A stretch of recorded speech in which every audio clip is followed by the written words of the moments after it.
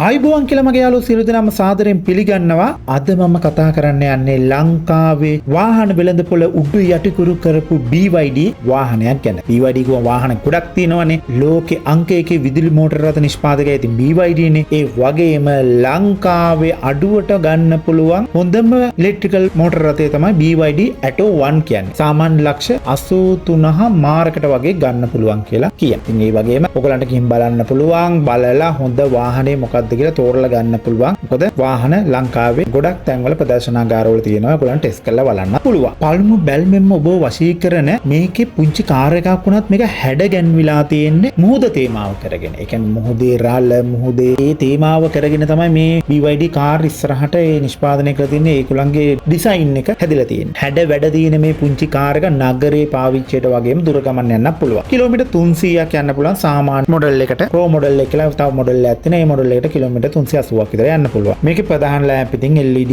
Lamp තියෙන්නේ. හරිම එළියයි ඉස්සරහා හරිම ලස්සනයි. අමුතු පෙනුමක් තියෙනවා. ඩේ ටයිම් රයින් ලයිට් තියෙනවා. ඒ වගේම මේ වාහනේ ගිනි ගන්න නැහැ. මොකද මේක පාවිච්චි කරලා තියෙන තාක්ෂණය වෙන ඉලෙක්ට්‍රිකල් වාහන වල පාවිච්චි කරපු නැති තාක්ෂණයක් තමයි පාවිච්චි කරලා තියෙන්නේ. ඒකට හේතුව තමයි මේකේ තියෙන බැටරි ඔක්කොම බ්ලේඩ් බැටරි තියෙන්නේ. ඒවා ගිනි ගන්නේ නැහැ. ඔය වාහනේ හැප්පුණාට බය වෙන්න දෙයක් නැහැ. ගිනි ගන්න නැහැ. කිලෝමීටර් 300ක් 380ක් දුවන්න පුළුවන් මේ බ්ලේඩ් බැටරිය කිසිම ප්‍රශ්නයක් නැතුව ඔයගලන්ට අවුරුදු 10ක් විතර පාවිච්චි කරන්න පුළුවන් කියලා සමාගම කියනවා. දැන්ට අවුරුදු 3-4ක් පාවිච්චි කරපු අය ඉන්නවා.